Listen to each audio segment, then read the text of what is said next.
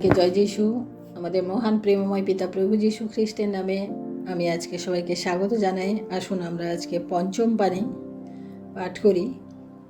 আমি যোহন লিখিত সুসমাচার তার 19 অধ্যায় 28 পদ। এখানে বলে, আমার পিপাসা পাইয়াছে। আমরা এই একটি মাত্র কথা আমরা দেখি যে প্রভু যীশু 5 নম্বর বার মানে পঞ্চমবারের জন্য তিনি এই উক্তিটি করেছিলেন। এটি এমন একটি উক্তি যা মানব হৃদয়কে আবেগে পরিপূর্ণ করে। অর্থাৎ যদি কেউ বলে পিপাসা পেয়েছে, সেটা অনেক আবেগপূর্ণ কথা, হৃদয়কে আলোড়ন সৃষ্টি করে হৃদয়ে। এবং কি নিদারুণ একটা কথা, যেটা মানুষ বলে যে আমার পিপাসা পেয়েছে। সেই রকম একটা উক্তি আমাদের প্রভু যীশু বললেন ক্রুশের উপর থেকে। সেই উক্তি সৃষ্টিকর্তা যার মুখের কথায় একদিন জগৎ সৃষ্টি করেছিলেন, জগতের সমস্ত কিছুকে তিনি তার মুখের কথায় সৃষ্টি করেছিলেন, এবং যার মুখের কথায় মরুভূমিতে জলের ফোয়ারা হয়েছিল, এবং যার মুখের কথায় পাহাড়েও ঝর্ণা বেরিয়েছিল।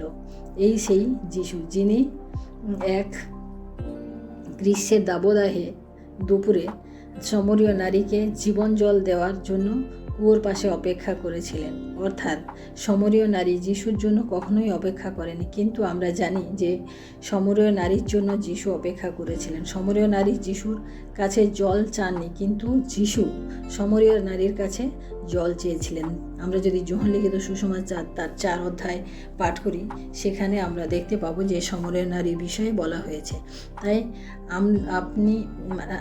তাই আমরা যদি প্রভুকে ডাকি, তাহলে তিনি কিন্তু আমাদের সাড়া দেন। সেদিন সমরীয় নারী কিন্তু প্রভুকে ডাকেনি, কিন্তু তিনি তাকে ডেকেছেন, তার সাথে কথা বলেছেন।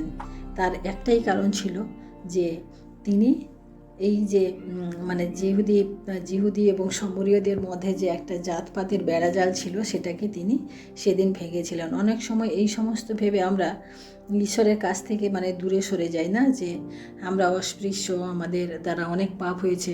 বিভিন্ন বিষয় যখন আমরা মনে করি যে আমরা অনেক পাপ করেছি, ঈশ্বরের কাছে যেতে পারবো কি না, সেই সমস্ত ভেবে আমরা যখন ঈশ্বরের থেকে দূরে চলে যাই, ঈশ্বর কিন্তু আমাদের ছেড়ে যান না। ঈশ্বর কিন্তু আমাদের কাছে থাকেন।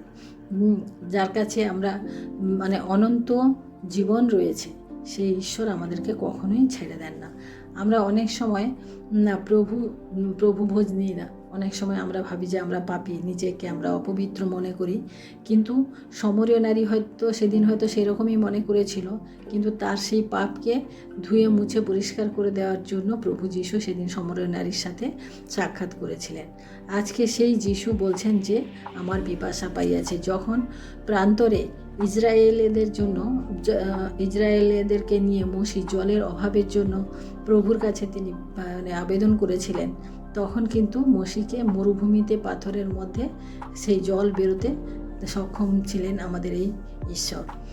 তাই আজ যিনি বলছেন আমার পিপাসা পাইয়াছে, আমরা দেখি আরেকটি উদাহরণ দেখি যে যিনি অব্রাহামের স্ত্রী হাগারকে যিনি সেই প্রান্তরে মরুভূমিতে তার সন্তানের জন্য তিনি মরুভূমিতে কুয়ো স্থাপন করে দিয়েছিলেন, সেই হচ্ছেন আমাদের প্রভু যীশু, যিনি বলছেন আমার পিপাসা পাইয়াছে। অর্থাৎ আমরা দেখব যে এই পিপাসা পাওয়া কথাটির অর্থ কিন্তু আমরা দেখি যে তার শারীরিক বা দৈহিক পিপাসা ছিল। কারণ প্রভু যীশু ছিলেন 100% মানুষ এবং 100% তিনি ঈশ্বর ছিলেন। কারণ ঈশ্বরের সত্তা দ্বারা তিনি যেমনি এসেছিলেন, সেই রকম মরিয়মের গর্ভে তিনি জন্ম নিয়েছিলেন। তাই যখন আমরা মানুষ, তখন আমাদের পিপাসা অনুভব হয়। আর রোমীয় সৈন্যরা প্রভু যীশুর যে অবস্থা করেছিল, তার বক্ষদেশে বল্লমের আঘাত, তার হাতে পায়ে পেরেক দেওয়া এবং তার পিঠে চাবুক, এই সমস্ত কিছুর মাধ্যমে প্রভু যীশুর যে স্বাভাবিক মানবিক যে শরীর, সেই শরীর থেকে আমরা দেখি যে প্রচুর পরিমাণে রক্তক্ষরণ হয়েছিল। আর একটা মানুষের যখন প্রচুর পরিমাণে রক্তক্ষরণ হয়, তার স্বাভাবিকভাবে তার পিপাসা পায়, গলা শুকিয়ে যায়। আমরা যদি পাঠ করি, তাহলে আমরা দেখব যে প্রভু যীশুকে 3 ঘন্টা ক্রুশে ঝুলে থাকতে হয়েছিল। তাই মানব যে শরীর, সেই শরীরে তার পিপাসা পেয়েছিল। কিন্তু আমরা কি দেখি যে সেই পিপাসার বদলে তাকে জল দেওয়া হয়নি, কি দেওয়া হয়েছিল, অম্লরস দেওয়া হয়েছিল। আমরা সেটাও আমাদের বাইবেলে সেটা আছে। তা আমরা দ্বিতীয়ত দেখি যে আমার পিপাসা পাইয়েছে, এটা সম্পূর্ণ ছিল ভবিষ্যৎবাণী, ভবিষ্যৎ থেকে আগের থেকে ওটা তৈরি করা, মানে এই বাক্যটি করা ছিল। আমরা গীত সংগীতা আমরা যদি পাঠ করি, গীত সংগীতা তার 59 সংখ্যার 21 পদে আমরা যদি পাঠ করি, তাহলে আমরা এখানে পাবো যে এই পিপাসার ব্যাপারটা এখানে লেখা আছে। 59-21 পদ এখানে ঈশ্বরের বাক্য বলে, আবার লোকে আমার খাদ্যের জন্য বিষ দিল, আমার পিপাসার কালে অম্লরস পান করাইল।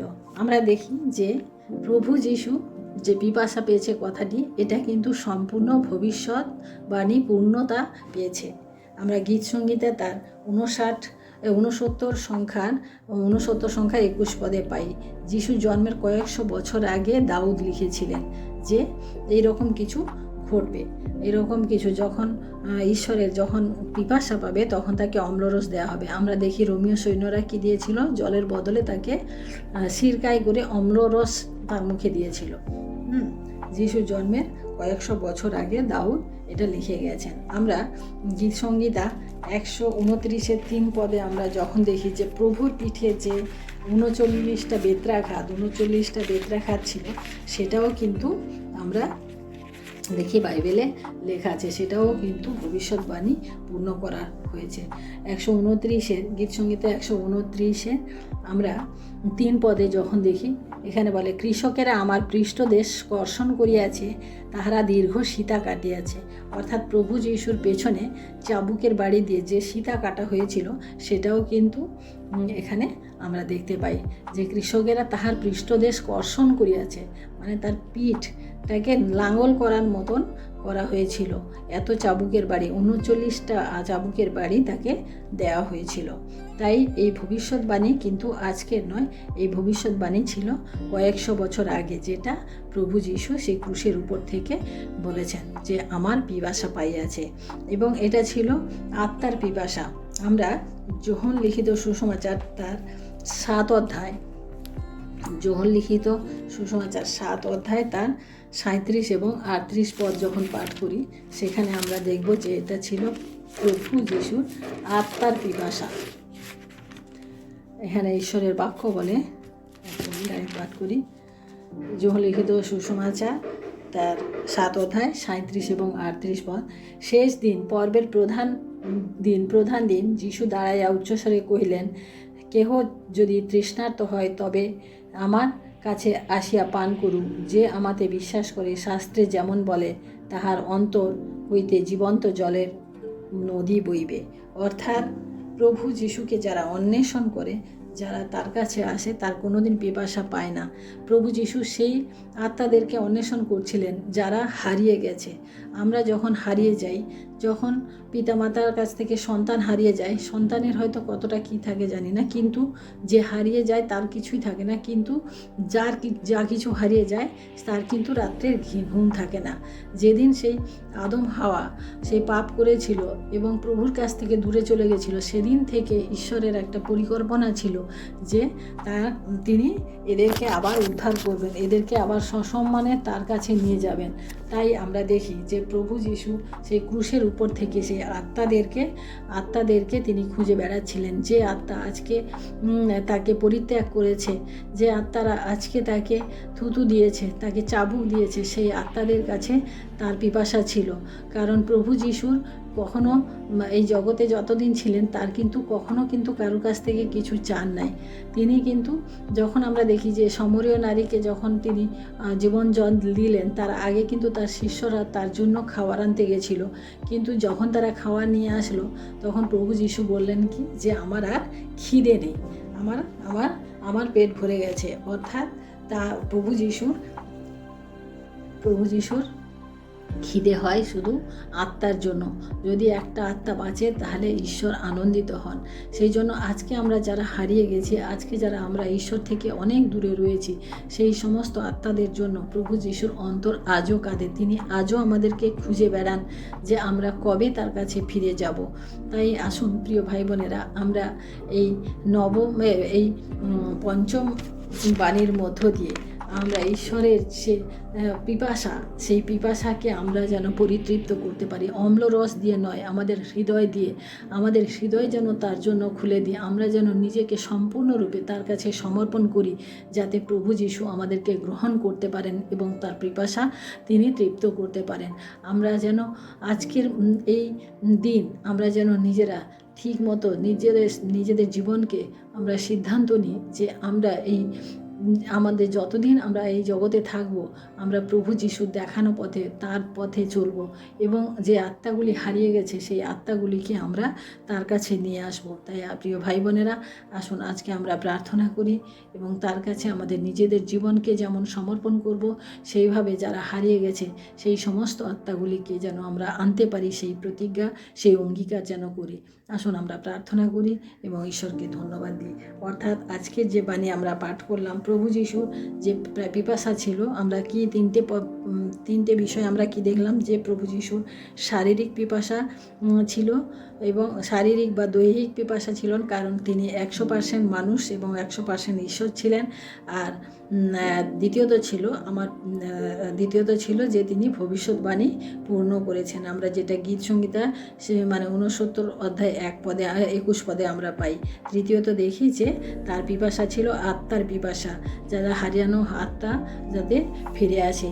যে প্রভু যিশু, আর একটু বলি, প্রভু যিশু যে শিষ্যরা যাদেরকে তিনি এত ভালোবাসতেন, যাদেরকে সাথে এত সময় তিনি কাটিয়েছেন, সেই শিষ্যরাও সেদিন তার কাছে ছিল না।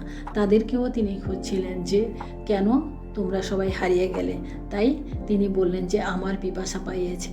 যখন আমরা প্রভুর কাছে ফিরে আসি, প্রভুর সমস্ত পিপাসা, সমস্ত তৃষ্ণা, ক্ষুধা সব কিছু মিটে যায়। তাই প্রিয় ভাই বোনেরা, আজকে আসুন আমরা নিজেদেরকে সম্পূর্ণরূপে তার কাছে সমর্পণ করি এবং আমাদের প্রভুর পিপাসাকে আমরা তৃপ্ত করি।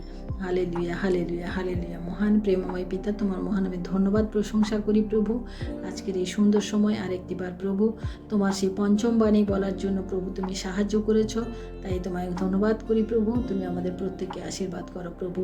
প্রভু তোমার যে পিপাসা ছিল প্রভু, সেই পিপাসা এই পিপাসা নয় প্রভু, সেই পিপাসা ছিল যে আমরা যেন তোমার কাছে পুনরায় ফিরে আসি প্রভু। প্রভু গো, সেই পিপাসা ছিল ভবিষ্যৎবাণী পূর্ণ করার পিপাসা প্রভু, যা প্রভু সেই 100 বছর আগে তোমার জন্য পিতা স্থির করে রেখেছিলেন প্রভু। তাই তোমায় ধন্যবাদ দিই পিতা। আজকে তোমার যত হারানো সন্তানেরা রয়েছে প্রভু, তাদেরকে যেন ফিরিয়ে নিয়ে আসতে পারি প্রভু। আমরা যারা তোমাকে বিশ্বাস করি প্রভু, তুমি আমাদের জন্য সেই বড় আশীর্বাদ করো প্রভু। আমরা যেন সেই অঙ্গীকার করতে পারি প্রভু, যেন আমরা তোমার হারানো সন্তানদেরকে একজনকে হলেও প্রভু তোমার কাছে ফিরিয়ে নিয়ে আসতে পারি। সেদিনই তুমি প্রভু আনন্দিত হও, সেদিনই তুমি তোমার তৃষ্ণা মিটে যায়। তাই ধন্যবাদ করি প্রভু, তোমার কাছে আমাদের এই জীবনকে সমর্পণ করি। তুমি আমাদেরকে গ্রহণ করো, আশীর্বাদ করো। ধন্যবাদ, মহিমা, গৌরব, প্রশংসা তোমাকে দিয়ে এই বিনোদী প্রার্থনা চাই আমাদের মুক্তিদাতা ত্রাণকর্তা প্রভু যীশু খ্রিস্ট তোমারই নামে, আমেন। সবাইকে জয় যিশু। সবাই ভালো থাকবেন, সুস্থ থাকবেন। জয় যিশু।